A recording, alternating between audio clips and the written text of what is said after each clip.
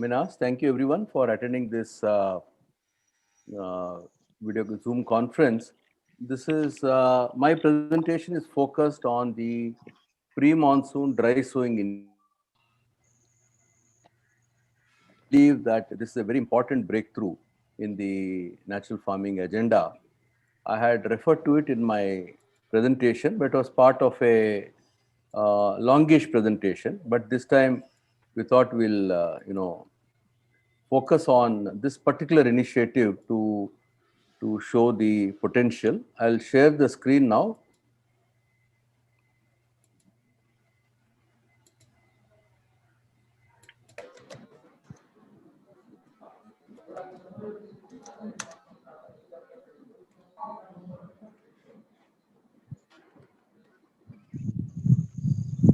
Uh, yeah, I hope this is visible, Minhas. Yes, yes, sir. Okay.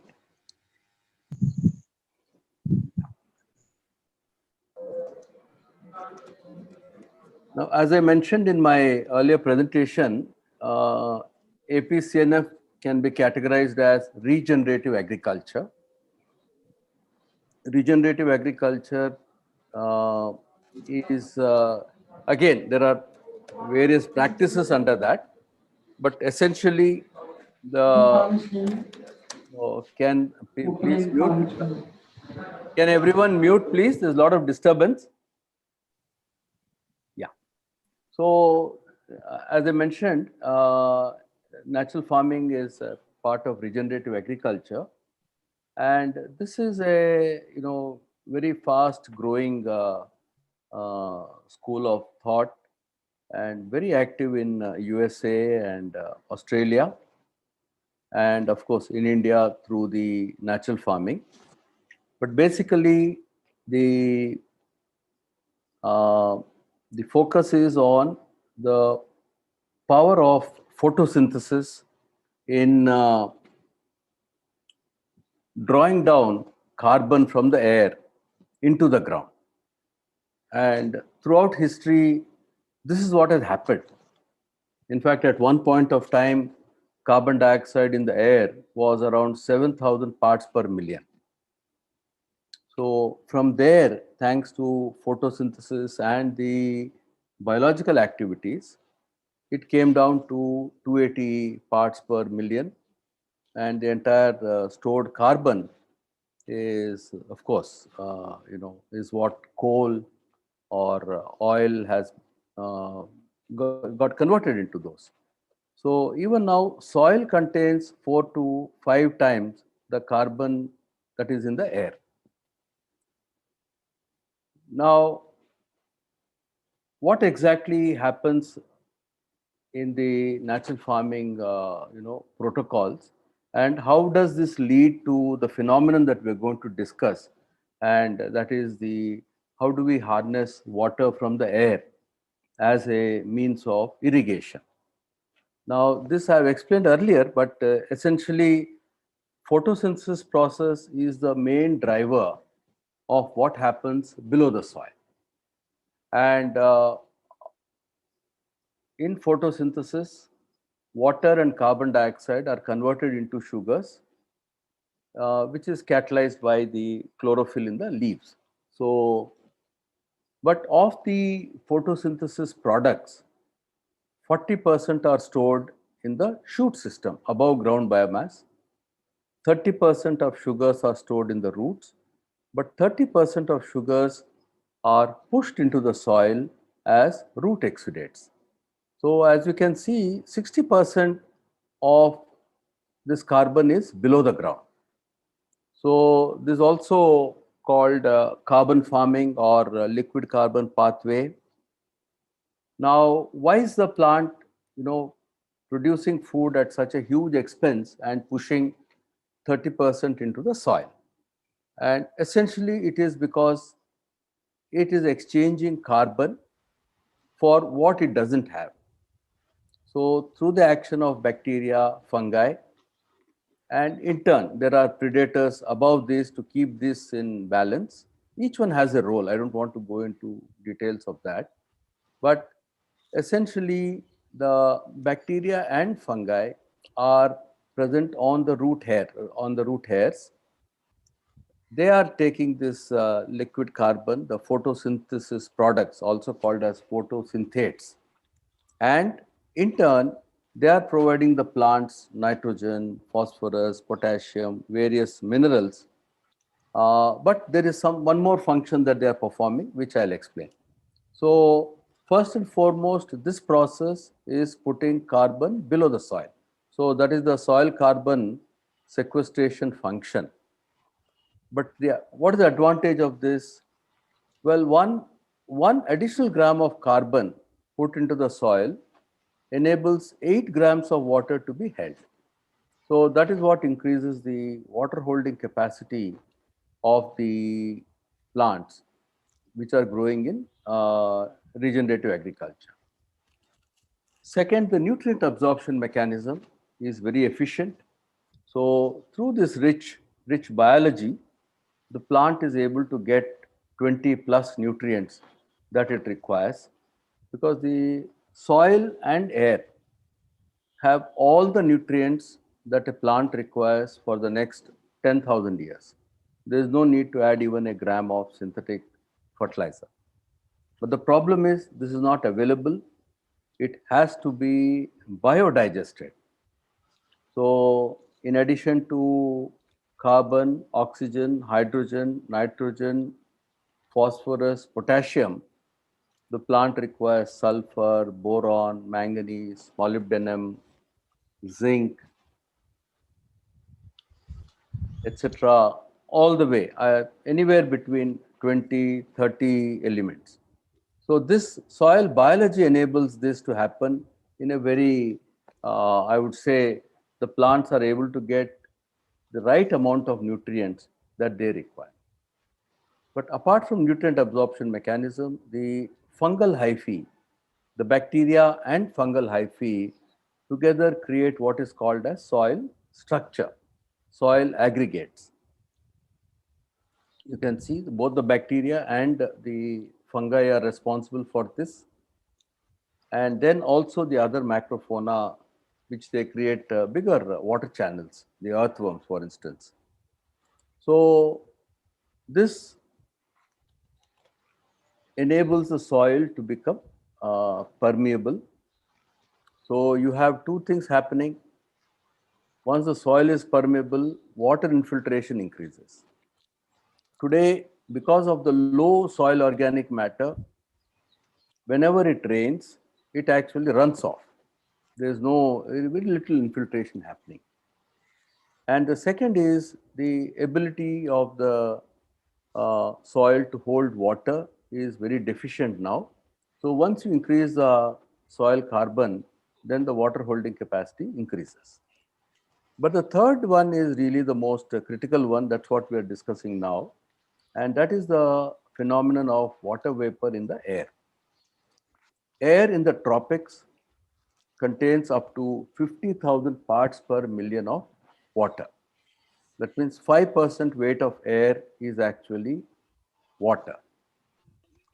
It's also been said it is equal to 10 rivers of water in the air. Now, the question we put to ourselves was, does natural farming enable this water to be made available to the plants? I was inspired by an Australian scientist, Walter Yana. I listened to his lectures, and he was actually speculating on this as to how regenerative agriculture can actually enable that to happen. He said in the deserts, for instance, the cacti or the other xerophytes are harnessing this water vapor. His estimation is 1 to 2 millimeter per night. So by listening to his lectures, we got the inspiration that, why don't we try it? Now, I just also want to how this soil biology improvement relates to the universal principles of natural farming. So if photosynthesis is the basis for soil fertility, it's not what is in the soil. It is what you're able to create. through pumping of carbon into the soil and enabling the soil biology to come alive. So these two things, more photosynthesis and more soil biology. And from these two requirements come these universal principles. That is, first, soil needs to be covered with crops, living crops, through 365 days of the year. And these should be diverse crops. Generally, they say more than 8. We are advocating 15 to 20 crops. Then soil should not be disturbed. Animals, integration of animals into farming, this has implications for the soil biology. Then biostimulants as catalysts for the soil biology, increasing the amount and diversity of organic residues using indigenous seed. So the indigenous seed has co-evolved with the local microbial cultures. That is the uniqueness of the indigenous seed. And pest management through better agronomic practices, botanical extracts. In fact, over a period of time, pest management should be a non-issue because once the soil is healthy, plants are healthy, the plants have the capability to repel pests. So, and obviously, this is a strict no. No synthetic fertilizers, pesticides, herbicides, weedicides. Now, what is special about India? Well, I've seen these examples of regenerative agriculture across the world, and there they actually bring the animal elements through what they call as managed grazing, controlled grazing. What is unique to India is these biostimulants, which go by various names, but these are the names made popular by Sri Palekar. So these are all they're not fertilizers, they are switching on the microbes below the soil. So the Bijamrutam is a microbial seed coating, then you have the Jivamrutam, both solid and liquid. So these two, now that is the difference between, a more holistic understanding compared to a very unitary understanding. Because many of the farmers think that it's only Bijamrutam, Jivamrutam that is responsible for all the results. But as you can see, it is one element. There are two elements: greater photosynthesis, greater diversity of crops, and biology. So this is, switching on the biology. Now, then in this context, we experimented the pre-monsoon dry sowing. In fact, I did this experiment with a wrong understanding. Let me tell you. I thought once the soil becomes porous, so there are air getting into the spores, and through that air contains water vapor. So that is how the whole process will happen. So let me confess that I got into it by an error in understanding, but it was a good error. So because of my understanding, soil porosity means more air in the soil, and therefore that can be used for enabling water to reach the plant. But it was not that simple. But anyway, it was with that understanding we started this. And again, this is what happens to water in the air. This attempts to explain the water arithmetic. If you have 100 raindrops falling on soils, only 2 drops are stored in the dams. This is worldwide figure. It may vary from country to country, but only 2 drops are stored in the dams, and 12 drops are flowing in our rivers and streams. About 36 drops are what is involved in infiltration into the soil and being utilized by the plants for their growth and subsequent transpiration back into the air. This is the 36 drops. But 56 drops are 50 drops are the either runoff or evaporation from bare surfaces. So as you can see, 25 times the water which is stored in the dams is actually wasted or I mean, not useful for this particular purpose. So through natural farming, we are addressing this by increasing the soil porosity and the soil organic matter. But this is something completely new, and I'll bulk of my presentation will now be on this. So this is what Walter Jena explains, that currently with less than 0.5% soil organic matter, whatever rain comes is basically running off. Not much gets into the soil. But if you have carbon greater than 1% going up to 3%, this water is held in the soil, and so it is available to the plants for a much longer period of time. That is that's what he means by soil carbon sponge. Now, because of this breakthrough, we look at two windows. One is what we call as the pre-monsoon sowing, which starts from April onwards, April till the commencement of the monsoons, middle of June. In some cases, in our semi-arid areas, they may not get proper rainfall even till July, August also. So this is one window. First window is starting from April. The second window starts from October, from what we say after the Kharif crop. The farmers can take a second crop through the Rabi dry sowing window. And this experiment we started on in 2018 with 11 young people. This was on 21st May. As you can see, this is dry soil and land preparation by Vishnu. We used, almost 2 times the Ganajivamritam dosage, which was at that time we were recommending. We were recommending 100 to 200 kilograms basal dose. But for this purpose, we said let's apply 400 kilograms per acre. Then we took 10 to 12 kinds of seeds, millets, pulses, oil seeds, vegetables. They were treated, with the Bijamrita. And you can see here the seeds are being broadcast. And we covered this, about 1 acre with 2 tons of groundnut shell to prevent the water evaporation. Now, this was the rainfall that particular year. It rained. There was a pre-monsoon shower of 5 mm, hardly any rain. Then 55 days, there was no rain, another 5 millimeters. Then after 14 days, on 4th August, there was a rain of 20 mm. And the first really big rainfall happened in September, almost at the end of the monsoon. And then no rain for 129 days, 90 millimeters is an unseasonal rainfall in January.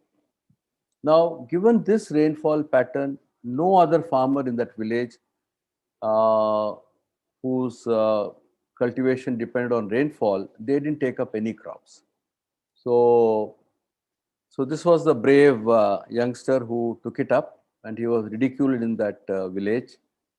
And any agriculture scientist will tell you that crop should not come. But as you can see here, the crop, almost all the seeds germinated, and there was regular growth. There is no nutrient deficiency.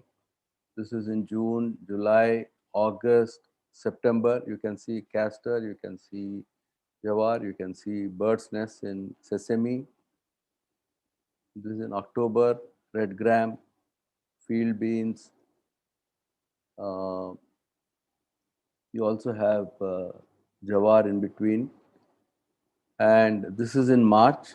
This is again in March. So we took almost 1,000 farmers from across the state to Anantapur to see these fields.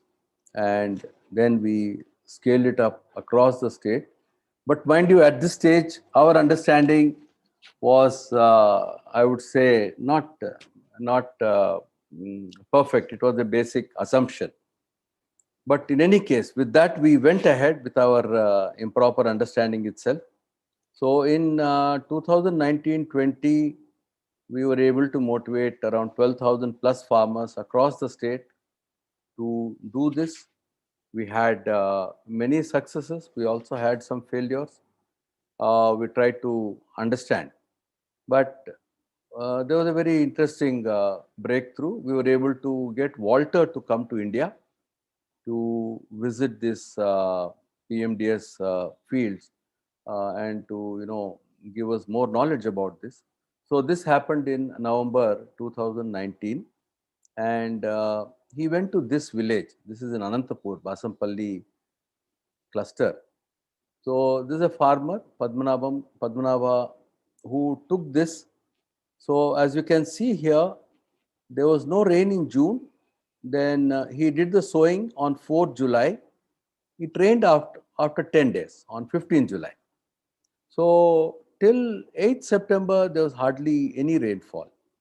And as a result, again, in this village also, there was very little cultivation in the dry lands.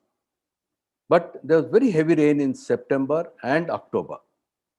And of course, no further rain in November. So total rainfall till November was 400 millimeters. And you can see the crops, very healthy crop. And 16th November, this is Mr. Walter Yena, who visited this plot. He spent 12 days with us to, take us through the science, and for him also to understand what is happening was very interesting experience for him. And so we spent about 4 days in my office in Guntur to understand where this water was coming from. So he took us through the entire biology, and he told us what could be the sources of water till the seed germinates and the leaves come out. So what he calls the biological water coming from the biostimulant, from the Ganajiva Amrita. There's a role of a saprophytic fungi. Then he also told us about the water from the soil surface, soil film, which can't be taken by the roots but can be taken by the microbes. So if I remember correctly, he went up to 8 different sources of water, and he also included my source, which he said, we'll call it Vijay Kumar's vision and not Vijay Kumar's folly. I told him to call it Vijay Kumar folly, but he said Vijay Kumar vision. But he says bulk of the water comes in after the leaves come out, and these leaves uh, have very different characteristics compared to leaves of a chemically grown plant, and they're more hygroscopic. So they are able to take the water vapor from the air in the evenings. So his estimation, we are now, we are about to engage him to help us to understand the science. But he says water vapor harvesting is somewhere around 60 to 80% of where this water has come from. But prior to this, there has to be good biology to enable this germination to happen. So the role of biostimulants is extremely important in this process. And he also did this estimation. He said the crop that he had seen was somewhere around 12 to 15 tons per hectare, the biomass. And that means the crop has already consumed 15,000 tons of water. It is, 1 liter of water equals 1 gram biomass. But the water received through rainfall is only 4,000 tons. So this gap, 11,000 tons, is what the plants have taken through the, mostly from the water vapor. And he also mentioned in his lecture in Niti Aayog that PMDS through ZBNF in Andhra Pradesh is a global breakthrough. He said it's India's unique contribution to the world. So what I will do, because based on his visit and our better understanding, we changed the protocols. I will show you a 5-minute slide, 5-minute film which shows the different protocols. So after his visit, after we changed the protocols, we were able to scale up the program. So this year, more than 90,000 farmers have taken it up from April onwards. So from 7,000, we could make it to 90,000. From 2,000 acres, we went up to 70,000 acres. So I'll show you a 5-minute film which explains the how it is actually done in the field. This is an example of Kadapa.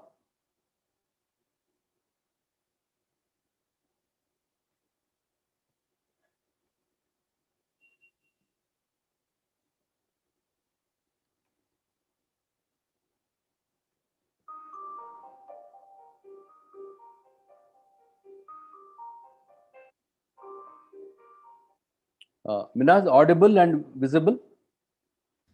Sir, visible, the volume is a bit low. Volume is low. Okay. Let's see.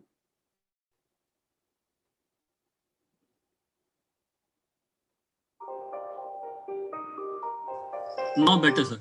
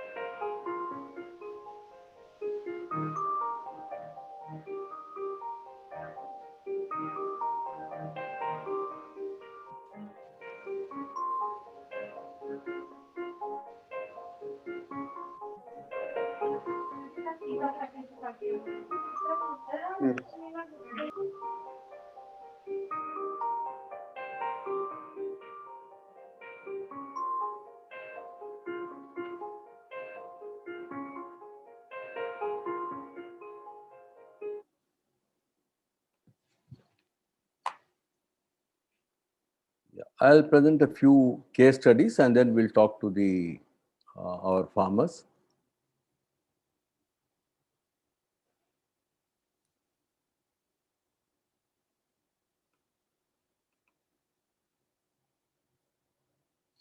Yeah, so that explains the different operations. We changed many of the protocols, and there are different protocols for the semi-arid areas, a little different for the high rainfall areas, then again slightly different for the tribal areas, but the principles are the same.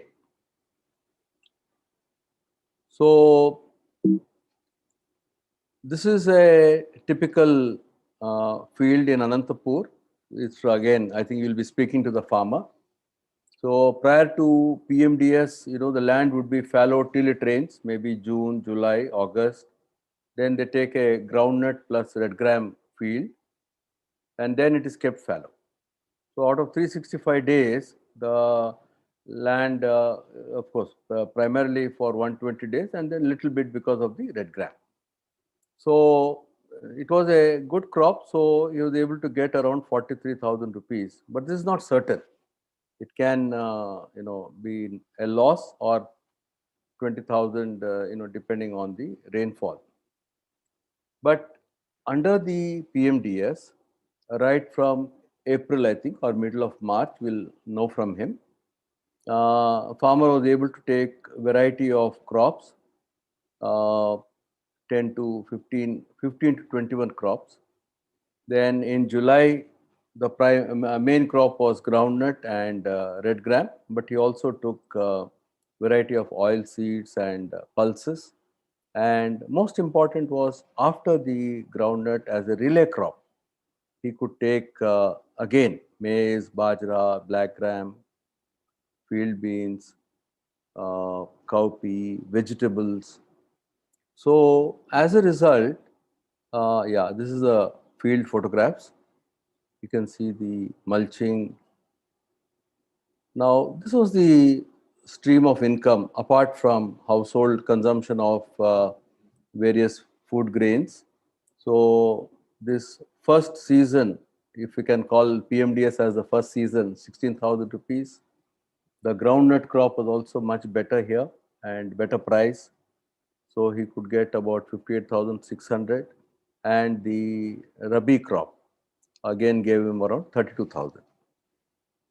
So just by changing this package of practices, the farmer could more than double his income and not depend on the rainfall to assure him of a crop. And the more important is the field is covered, ground is covered for 365 days of the year, doing enormous good to the soil biology. This other farmer from Kadapa is one of our experienced champion farmers, Mr. Gangireddy. So again, in the previous, practice it would be groundnut and red gram, and is about 50,000, 53,000 rupees income. And look at the way he has used the land now. There is, crop being taken from March onwards, and then in July you have groundnut, you have castor, then sesbania as a live fence, and then followed by a winter crop. So black gram, green gram, cowpea, horse gram, variety of pulses and vegetables. But this is all dry sowing. This is dry sowing, this is dry sowing, this is rainfall based sowing. This is Mr. Gangireddy's field, and he has been able to get 36,000 rupees in a so-called non-season. In the main season, he gets around 59,000 rupees. And again, what is unseason? Previously, they might have got only red gram. So this comes on, it goes up to January.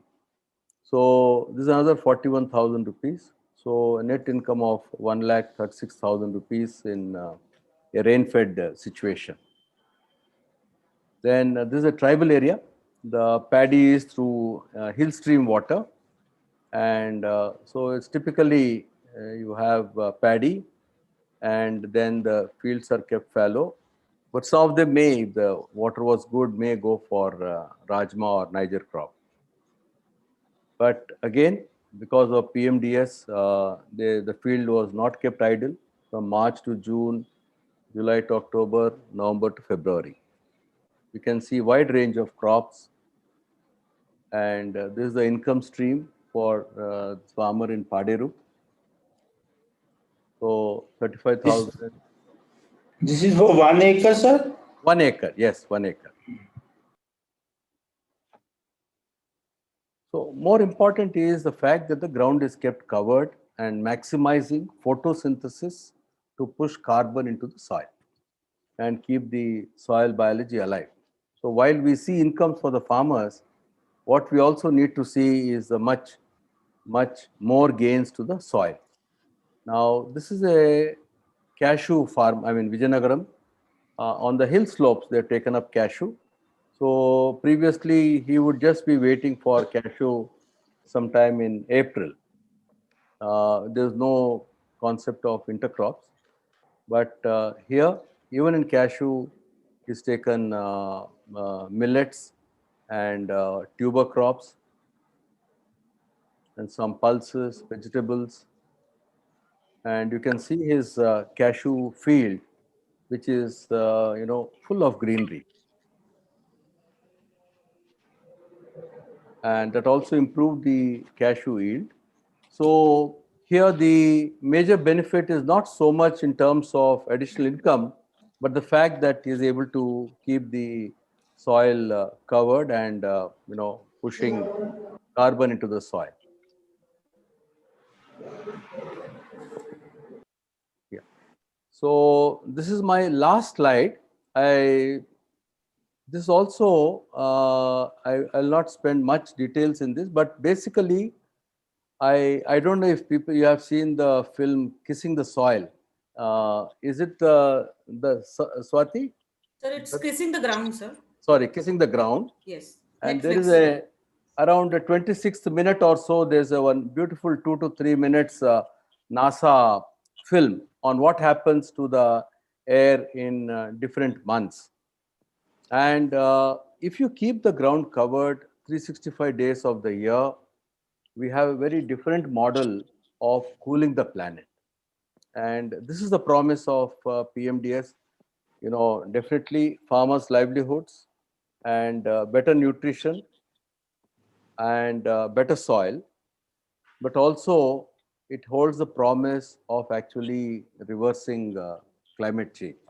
So